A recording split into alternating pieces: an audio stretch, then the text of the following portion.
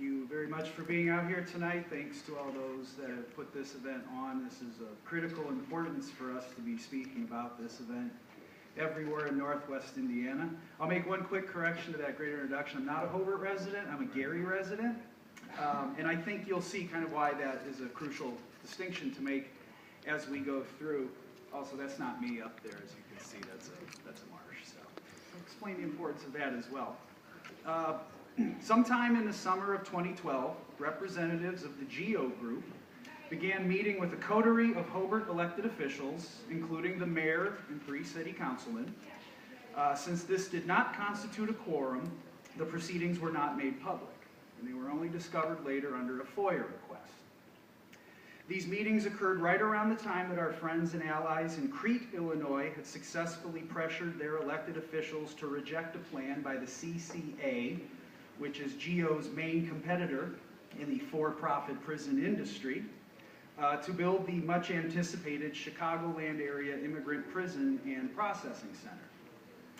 In November 2013, so over a year later, as reported in the Post-Tribune, the GEO group had secretly purchased the 41 acres on Hobart's west end near the site of the old St. Sava grounds on 49th Avenue, which you see there, Willow Street. That's the actual building itself. This borders Gary's Glen Park neighborhood to the west there on the other side of I-65. The land had been on the market for a few years, and the sellers were unaware of the identity of the buyer.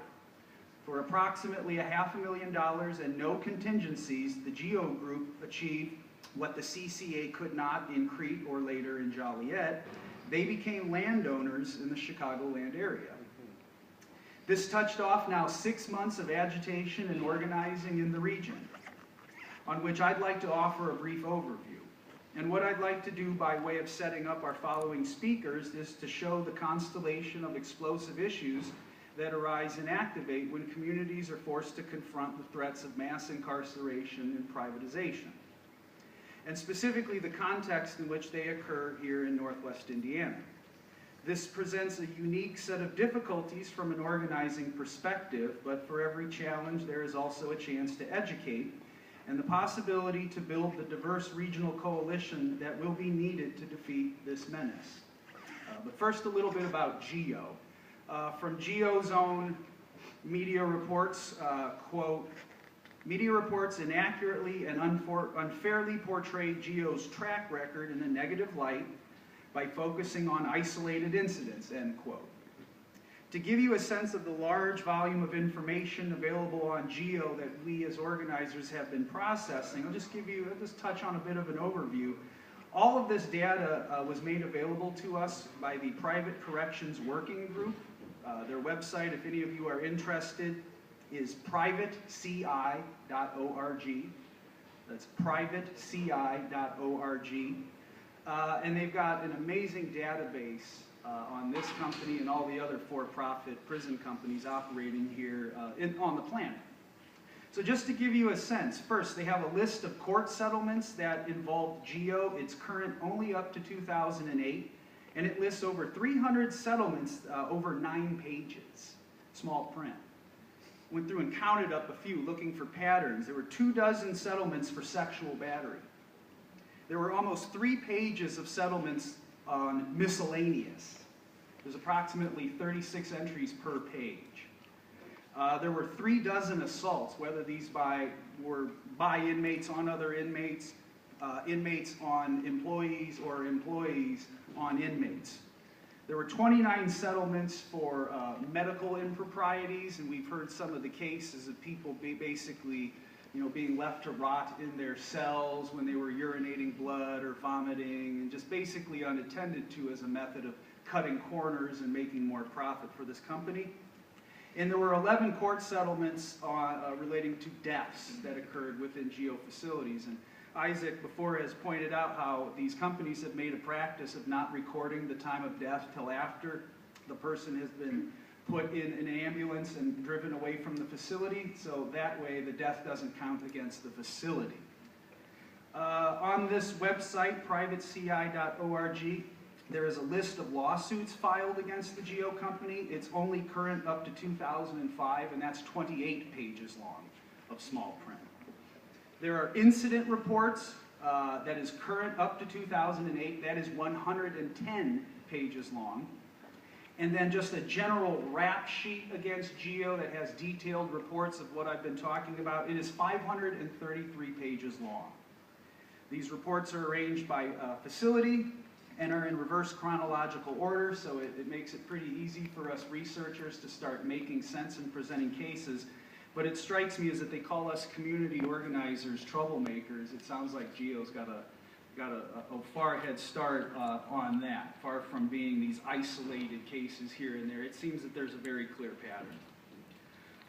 Recently in Hobart, the GEO Group has hired an Illinois public relations firm to launch a media initiative, which gives us the sense that they are not planning to quietly go away.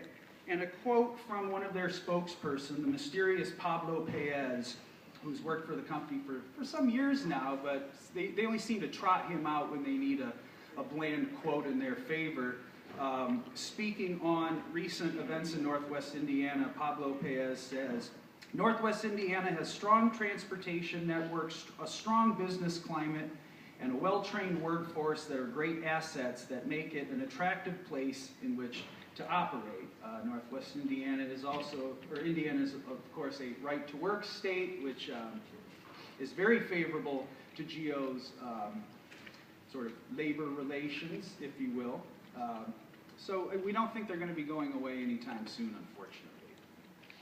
Say a few things about the coalition of residents and citizens that have come together to confront this menace and speak to these issues that get kicked up when communities are faced by these things. As I said, they present certain challenges, these barriers of race and class and citizenship and many others, but they can also present opportunities in which to build these coalitions forward a human rights and social justice agenda, and hopefully, again, defeat this menace. So I think one of the first issues that's been kicked up by GEO's presence is an environmental angle. GEO purchased this site here, 41 acres of old wooded land just north of Robinson Lake, which is right here.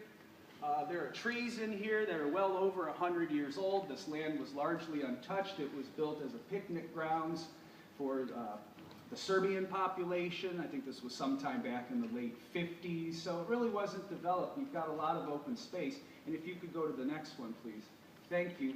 We see that, I'll point out real quick, this is the site that GEO currently owns, and it's in the southernmost part of what they're calling the Hobart Marsh Plan in Hobart, which is over 1,000 acres of pristine wetlands, forests, and even some prairies, right on the border of Gary and Hobart. And you know, when you think about this for a second, and this is something that really got me involved in this case, not only having some experience in fighting for-profit prisons, this is the boundary between my community and my neighboring community. And what a terrible gesture to put a prison in there, particularly a prison that locks people up to make profit, when we already have a beautiful asset here. Of over 1,000 acres. The city of Hobart for years had been working on a plan to preserve these natural lands and to open them up for outdoor exercises, perhaps some light activity and tourism, but it also, I think it's a fantastic nod between the two communities and saying, hey, we share this beautiful thing in between our boundaries. This might be a way for these two very divided communities to begin to heal these barriers that have existed for so long, and to begin to connect over nature. Another major issue that's been brought to the forefront is, of course, immigration. And we know that the